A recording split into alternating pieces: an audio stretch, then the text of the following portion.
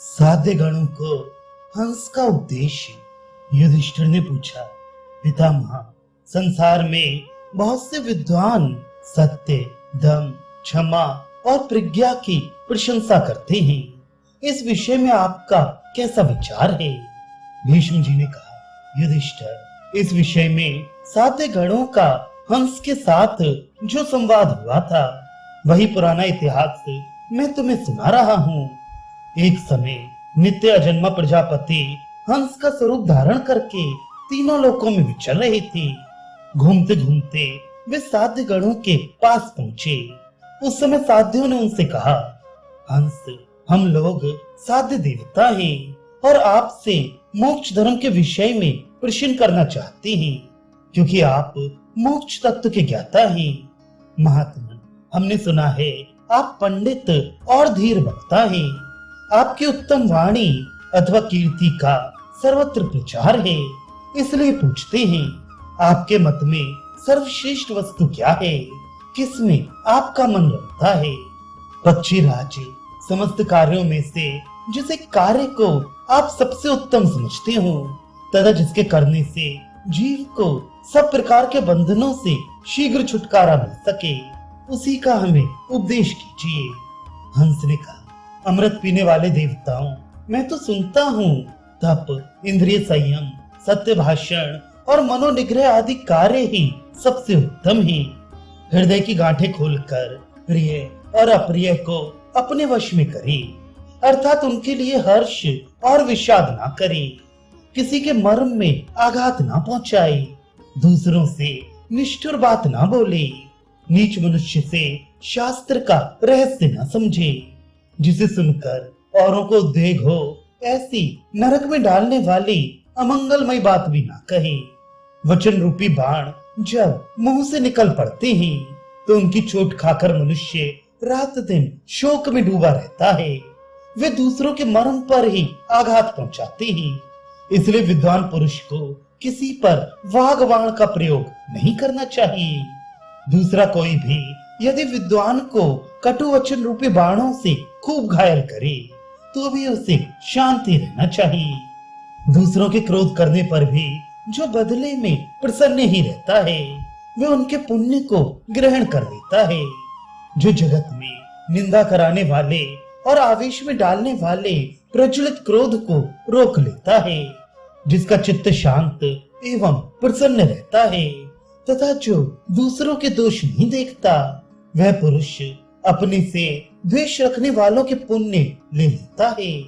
मुझे कोई गाली दे तो भी चुप रह जाता हूँ, कोई मारे तो भी उसे क्षमा करता हूँ। आर्यजन क्षमा, सत्य, सरल भाव और दया को ही श्रेष्ठ बताते हैं। वेदाध्ययन का फल है सत्य भाषण, उसका फल है इंद्रिय संयम और इंद्रिय संयम का फल है मोक्ष। यही संपूर्ण शास्त्रों का आदेश है। जो वाणी, मन, क्रोध, तृष्णा, उदर तथा जन्नेन्द्रिय के प्रचंड वेग को सह लेता है, उसी को मैं ब्राह्मण और मुनि मानता हूँ। क्रोधी से क्रोध न करने वाला असहनशील से सहनशील, अमानव से मानव तथा अज्ञानी से ज्ञानी श्रेष्ठ है। जो दूसरे की गाली सुनकर भी बदले में उसे गाली नहीं देता, उस क्षमाशील मनुष्य का दबा हुआ क्रोध ही गाली देने वाले को भस्म कर सकता है और उसके पुण्य को भी ले लेता है। दूसरे के मुंह से अपने लिए कड़वी बात सुनकर भी जो उसके प्रति कठोर या प्रिय कुछ भी नहीं कहता तथा किसी के मार खाकर भी धैर्य के कारण बदले में ना तो उसे मारता है और ना उसकी बुराई ही चाहता है, उस महात्मा से मिलने के लिए देवता भी सदा लालायित रहते हैं। पाप करने वाला अपराधी अवस्था में अपने से बड़ा हो या बराबर, उसके द्वारा अपमानित होकर, मार खाकर और गाली सुनकर भी उसे क्षमा ही कर देना चाहिए। ऐसा करने वाला पुरुष परम सिद्धि को प्राप्त होगा।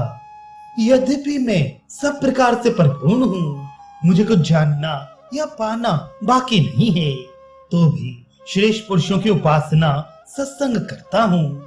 मुझ पर न तृष्णा का जोर चलता है न क्रोध का। मैं लोभवश धर्म का अतिक्रमण नहीं करता और न विषयों की इच्छा से ही कहीं आता जाता हूँ। कोई मुझे शाप देते तो भी मैं उसे श्राप नहीं देता।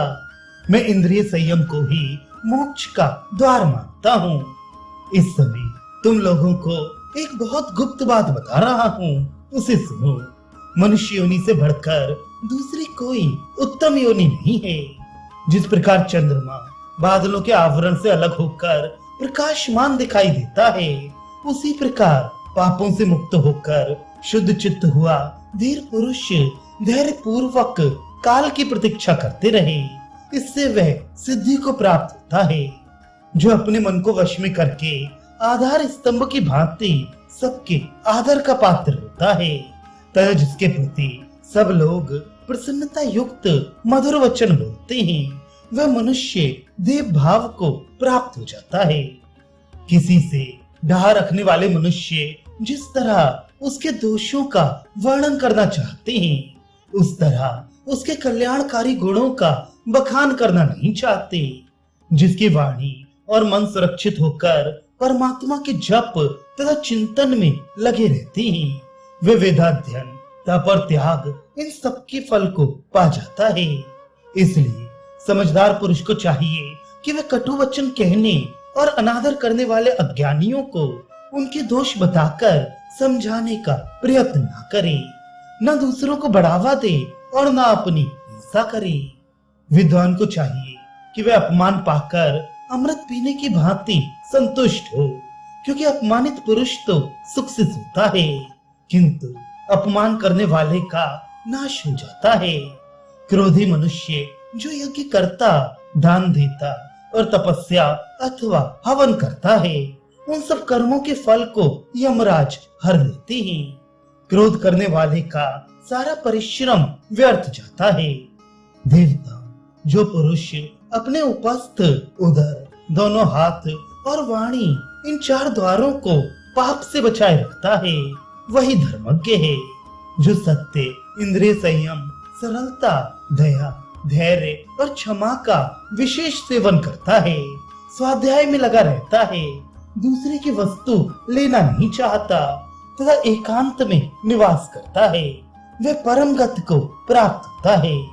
जैसे बछड़ा अपनी माता के चारों स्तनों का पान करता है, उसी प्रकार मनुष्य को उपर्युक्त समस्त सद्गुणों का सेवन करना चाहिए। मेरी समझ में सत्य से बढ़कर पवित्र कुछ भी नहीं है। मैं चारों ओर घूमकर देवता और मनुष्यों से कहा करता हूँ कि जैसे जहाज समुद्र से पार होने का साधन है, उसी प्रकार सत्य ही स्वर्ग में पहुँचने की सीढ़ी है। पुरुष जैसे लोगों के साथ रहता है, जैसे मनुष्यों का संग करता है और जैसा होना चाहता है वैसा ही होता है। जैसे सफेद कपड़े को जिस रंग में रंगा जाए वैसा ही हो जाता है, उसी प्रकार मनुष्य भी साधु, असाधु, तपस्वी या चोर जिसकी संगति करता है उसी के वश में हो जाता है। देवता लोग सदा सत्पुरुषों का संग करते हैं, उन्हीं की बातें सुनते हैं, इसलिए वे मनुष्यों के क्षणभंगुर भोगों की ओर देखने भी नहीं चाहते। जो विषयों के बढ़ने घटने वाले स्वरूप को ठीक ठीक जानता है, उसकी समानता न चंद्रमा कर सकते हैं न वायु। जो दोषों का परित्याग करके हृदयानवर्ती परमात्मा के ध्यान में स्थित रहता है, वही सत्पुरुषों के मार्ग पर चलने वाला है। उसी के साथ देवता प्रेम करते हैं। जो सदा पेट पालने और उपस्थ इंद्रिय के भोग भोगने में ही लगे रहते हैं, तथा जो चोरी करने और कठोर वाणी बोलने वाले हैं, वे यदि प्रायश्चित आदि के द्वारा उक्त कर्मों के दोष से छूट भी जाएं, तो वे देवता लोग उन्हें पहचान कर दूर से ही त्याग देते हैं। सत्य गुण से रहित और सब कुछ भक्षण करने वाले पापाचारी मनुष्य देवताओं को संतुष्ट नहीं कर सकते। देवता तो सत्यवादी, कृतज्ञ और धर्मपरायण पुरुषों के ही साथ प्रेम करते हैं। बोलने से ना बोलना ही अच्छा है, किंतु यदि बोलना ही पड़े तो सत्य बोलना वाणी की दूसरी विशेषता है। धर्मयुक्त बात कहना तीसरी और प्रिय बोलना चौथी विशेषता है। साध्यों ने पूछा, हंस, इस लोक को किसने आवृत कर रखा है? क्यों इसका स्वरूप प्रकाशित नहीं होता? मनुष्य किस कारण से मित्रों का त्याग करता है और क्यों वे स्वर्ग में नहीं जाने पाता? हंस ने कहा, देवताओं, इस लोक को अज्ञान ने आवृत कर रखा है। परस्पर डाह के कारण इसका स्वरूप प्रकाशित नहीं होता। मनुष्य लोभवश मित्रों का त्याग करता है और आसक्ति के कारण वे स्वर्ग में नहीं जाने पाता। साध्यों ने पूछा, ब्राह्मणों में ऐसा कौन है जो एकमात्र परम सुखी है? वे कौन है जो बहुतों के साथ रहकर भी मौन रहता है? कौन दुर्बल होकर भी बलवान है और कौन किसी के साथ भी कलह नहीं करता? हंस ने कहा, ब्राह्मणों में जो ज्ञानी है एकमात्र वही परम सुखी है। ज्ञानी ही बहुतों के साथ रहकर भी मौन रहता है, वही दुर्बल होकर भी बलवान है और वे किसी के साथ भी कलह नहीं करता। साध्यों ने पूछा, ब्राह्मणों में देवत्व क्या है, साधुता क्या है तथा उनमें असाधुता और मनुष्यता क्या है? हंस ने कहा, ब्राह्मणों में वेद शास्त्रों का अध्ययन ही देवत्व है। व्रतों का पालन करना उनमें साधुता है। दूसरों की निंदा करना असाधुता है और मृत्यु को प्राप्त होना उनमें मनुष्यता है। भीष्म जी कहते हैं, युधिष्ठिर, इस प्रकार ये जो साध्यों का हंस के साथ संवाद हुआ था उसका मैंने तुमसे वर्णन किया। ये शरीर ही कर्मों की योनि है और सद्भाव ही सत्य वस्तु है।